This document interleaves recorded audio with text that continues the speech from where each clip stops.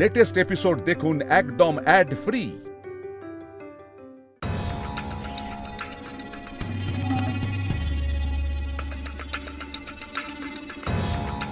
প্রণাম অসুররাজ। এসো তো তাসুর, বলো কি সংবাদ এনেছ? অসুররাজ, শিশু ভোলানাথ কাত্যায়নী স্মৃতি ফিরিয়ে আনার জন্যে ওকে নিয়ে অমরনাথ যাচ্ছে। তো তাসুর, ওদের আটকাতেই হবে, তা না হলে ওখানে পৌঁছে যদি ওদের স্মৃতি আবার ফিরে আসে অনর্থ হয়ে যাবে। আর আমার ষষ্ঠ ইন্দ্রিয় বলছে যে তার প্রবল সম্ভাবনা রয়েছে, তাই ছলে বলে কৌশলে যে কোনো উপায়ে ওদের আটকানোর জন্য একটা রণনীতি বানাতে হবে। তুমি ওদের কি করে বাধা দেবে তারকা? না, এবার আমি ওদের বাধা দেব না, ওদের আটকাবে ওই কাত্যায়ন। তোতাসুর, আজ্ঞা করুন মহারাজ।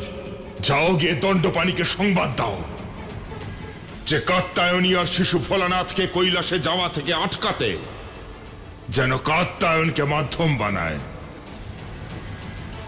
আর তাকেও বলো যে কাত্যায়নকে তার দৈব শক্তি ব্যবহার করতে যেন সে বাধ্য করে। যথা আজ্ঞা অসুররাজ।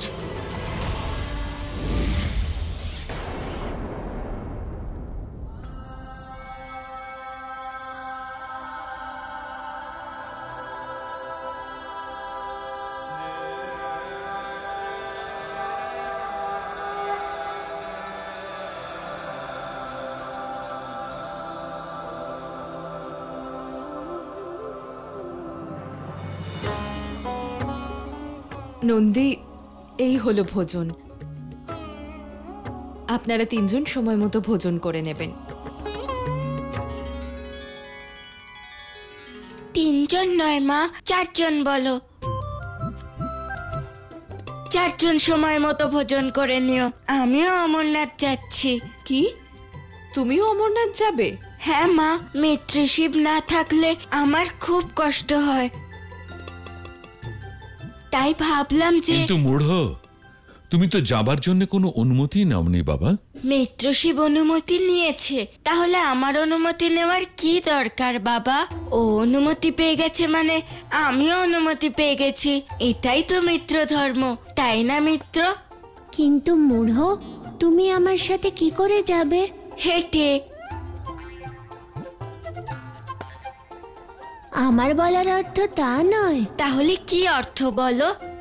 এখানে সুমতি দিদির বিয়ের প্রস্তুতি চলছে, আর তাতে তোমার সাহায্যেরও প্রয়োজন মূঢ়। ঠিক আছে, তুমি বলছো যখন থেকে যাচ্ছি, কিন্তু এর পরের বার থেকে আমিও যাব। অবশ্যই মূঢ়। ভাই, আমার বিয়ের আগে চলে এসো। দিদির বিয়েতে ভাই থাকবে না তা কি করে হয়? চলে আসবো। এবার অনুমতি দাও মা।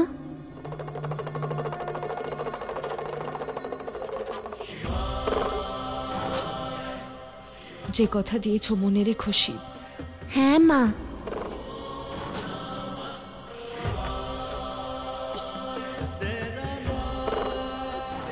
অনুমতি দিলাম। প্রণাম বাবা।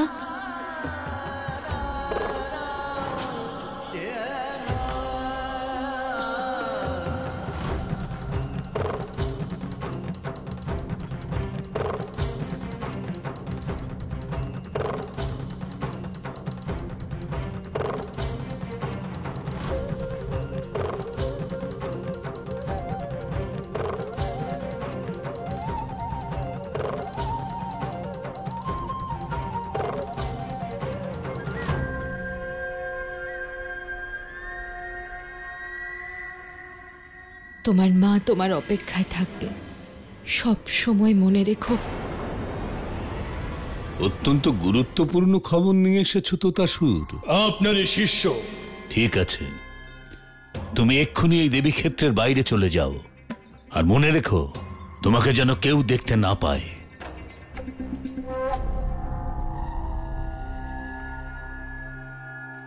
অসুররাজ, এবার দেখুন এই দণ্ডপানির কূটনীতি।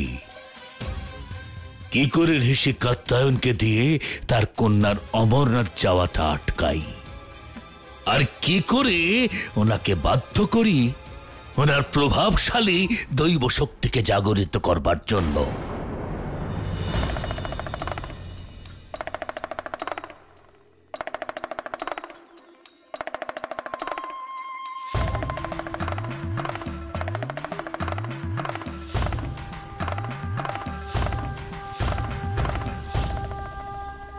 কি হয়েছে মিত্র? মনে হলো কেউ পিছনে আছে। কেউ নেই মা, জঙ্গল তো, সেই জন্যে মনে হচ্ছে। চলুন।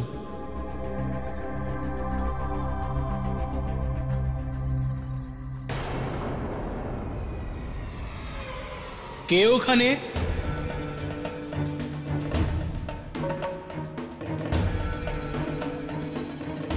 প্রভু, এমন কেন মনে হচ্ছে যেন আমাদের পেছনে কেউ আছে? কারণ সত্যিই আমাদের পিছনে কেউ আছে মিত্র। কে আছে প্রভু? ওই যে আপনার কাছে যে পিশাচ দম্পতি কাহিনী শোনেন, আপনারা সামনে চলে আসুন পিশাচ দম্পতি, আপনাদের চিনে ফেলেছি।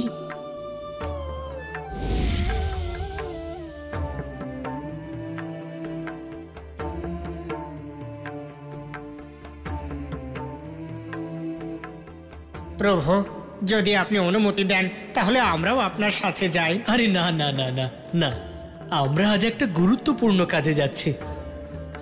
যদি আপনারা কাহিনী শুনতেই চান তাহলে আমাদের জন্য অপেক্ষা করুন।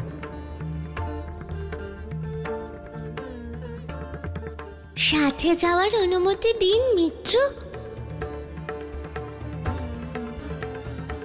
ওরা থাকলে আমিও মহাদেবের রোমাঞ্চকর কাহিনী শোনার সুযোগ পাবো।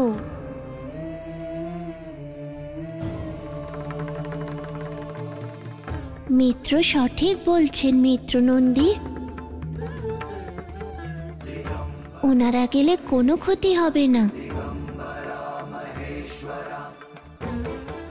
আপনারা চলুন।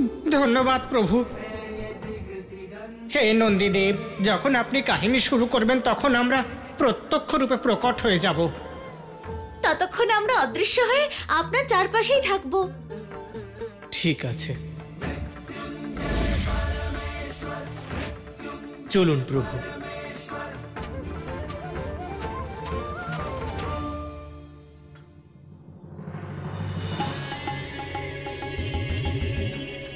ঋষিবর, ক্ষমা প্রার্থনা করছি। কোন অপরাধের জন্য আচার্য? কটু বচন বলে আপনার কাছে অপরাধ করতে যাচ্ছি, সেই জন্য। ঋষিবর, এটাই ভালো হবে যদি আপনি আপনার কন্যা কাত্যায়নীকে ভুলে যেতে পারেন। আচার্য!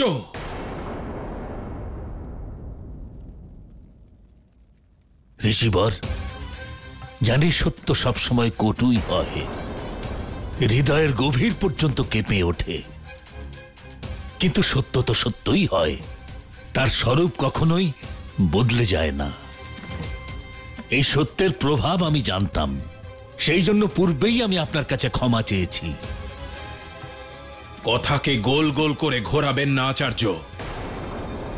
যা বলার সোজা সরল আর স্পষ্টভাবে বলুন। ঋষিবর, মা কাত্যায়নী ওই শিশু ভোলানাথের সঙ্গে অমরনাথ যাচ্ছে। কি? হ্যাঁ, অমরনাথ যাওয়ার অর্থ হলো ওর পার্বতী রূপে পরিবর্তিত হয়ে যাওয়া।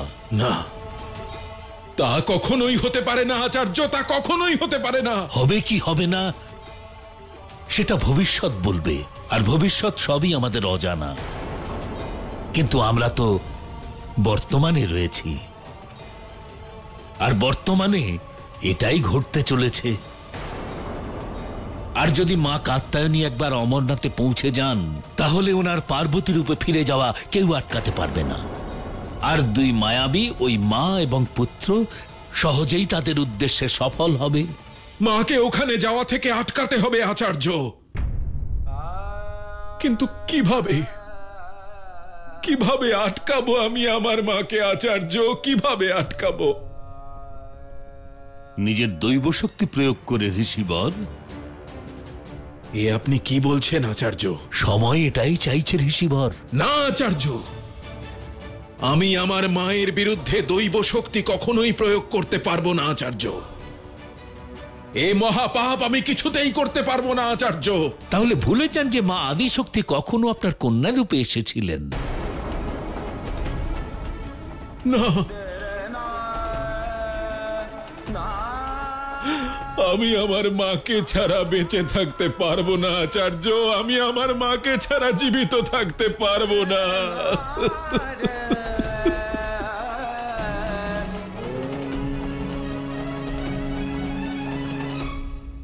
তবে একটা উপায় আছে আচার্য।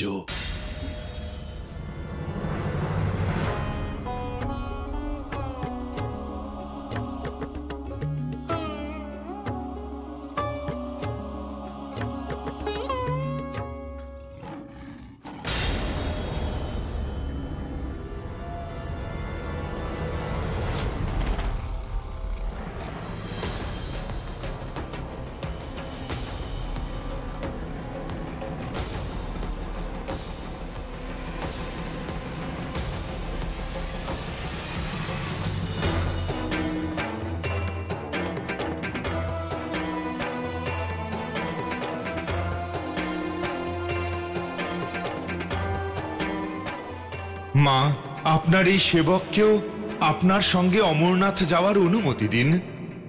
তুমি সেবক নও, আমার মিত্র, আমার রক্ষক। তুমি আমার প্রহরী। তোমায় আমাদের সঙ্গে যাওয়ার অনুমতি দিলাম। আমাদের দলে আপনাকে স্বাগত জানাই। এবার চলুন অমরনাথে যাওয়া যাক। চলুন।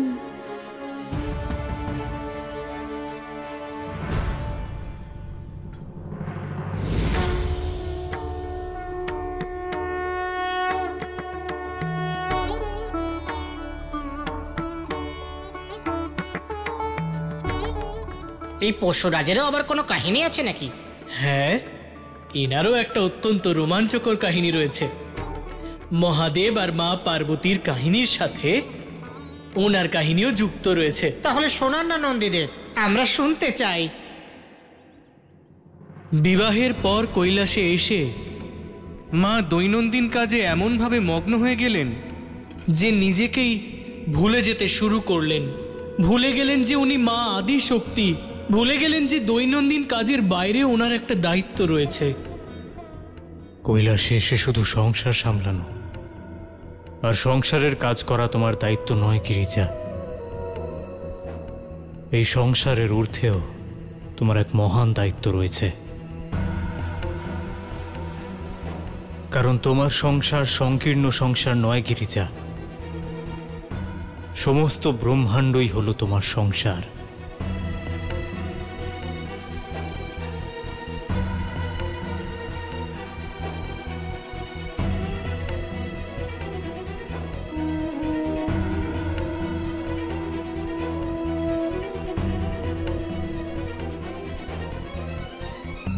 মহাদেব, তাড়াতাড়ি চলুন মহাদেব, ভোজন প্রস্তুত। একটু বিশ্রাম করে নাও।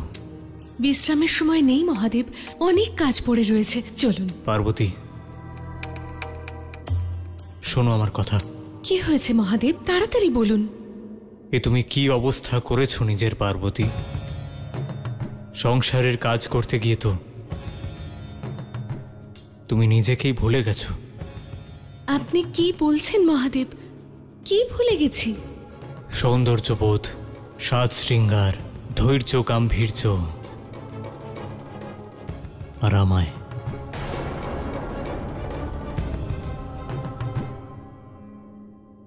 তাহলে আমি এমন কি করব মহাদেব যাতে আপনার মনে হয় আমি কিছু ভুলিনি?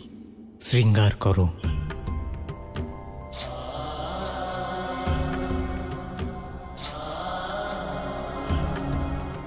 আমার পাশে এসে বসো। দেখো একবার সংসারের কাজে তোমার গায়ের রং কত ময়লা হয়ে গেছে।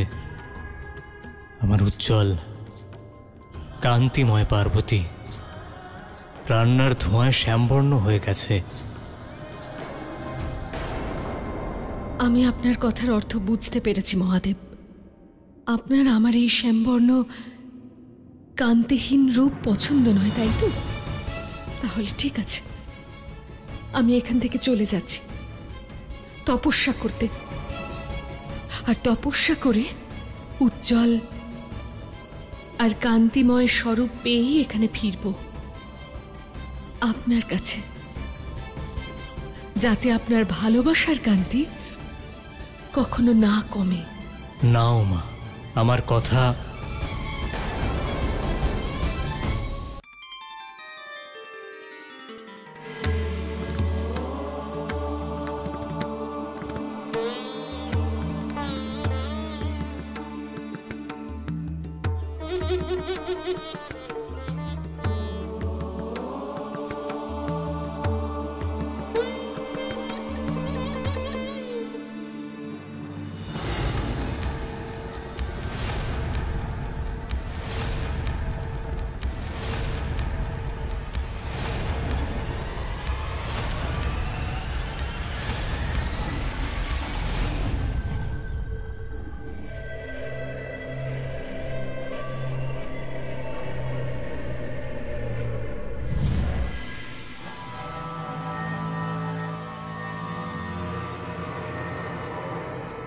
হে পশুরাজ, ভালোই করেছ। আমার তপস্যার মধ্যে আমায় আহার করে আমার তপস্যা ভঙ্গ করনি, আমার সংকল্প পূর্ণ হতে দিয়েছ। এবার তুমি আমাকে তোমার আহার করতে পারো। না মা, আমি ক্ষুধার্ত অবশ্যই, এসেও ছিলাম আপনাকে ভক্ষণ করতে, কিন্তু আপনার দৈব শক্তি আমাকে সেই পাপ করা থেকে বিরত করেছে। এবার তো আমি আপনার কৃপা প্রার্থী মা, আপনার দয়া চাই। তাহলে এখন তুমি কি চাও?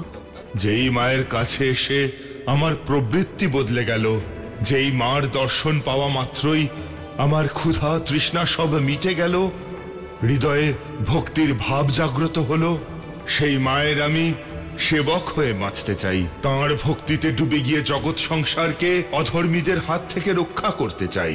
তোমার ভক্তি আর কল্যাণকারী ভাব দেখে প্রসন্ন হয়েছি।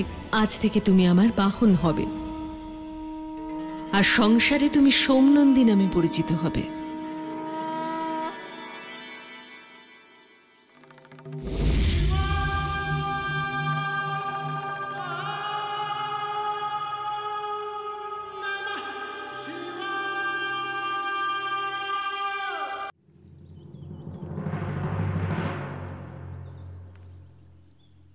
পার্বতী, এক নরখাদকও তোমার ভক্তির কৃপাপাত্র হতে চায়।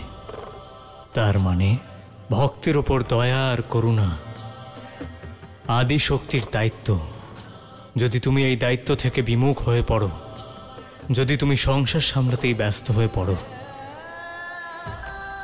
তাহলে এই গোটা সৃষ্টি নিজের মাকে ছাড়া অনাথ হয়ে যাবে। তাদের এই দুঃখ কষ্ট নিবারণ কে করবে পার্বতী? আদি শক্তি, এই সম্পূর্ণ সৃষ্টির মা। সংসার নিয়েই যদি ব্যস্ত থাকো আর পরিবারের জন্যই সব করো, তাহলে এই সৃষ্টির কি হবে? গিরিজা, আমি তোমার বর্ণ নিয়ে যে কথা বলেছিলাম, তোমায় কষ্ট দেওয়ার জন্য তা বলিনি। আমি এই কারণে বলেছিলাম যাতে তুমি সংসারের দায়িত্ব ছেড়ে বেরোতে পারো, যাতে তুমি ক্রুদ্ধ হও, আর ওই ক্রোধে তুমি ওই কাজ ছেড়ে চলে আসো। পার্বতী, তোমার প্রতি আমার ভালোবাসা ভৌতিক বা দৈহিক নয়, আধ্যাত্মিক এই ভালোবাসা, যার একটা বিশেষ গুরুত্ব আছে, একটা বিশেষ উদ্দেশ্য আছে। যার পরিচয় তুমি মাঝে মধ্যেই পাবে। তাও যদি আমার কথায় তুমি আঘাত পেয়ে থাকো, তবে তার জন্য আমি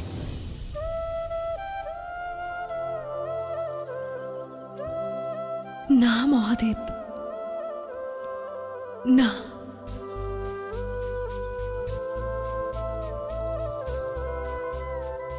আমি আদিশক্তির কর্তব্য বুঝতে পেরেছি।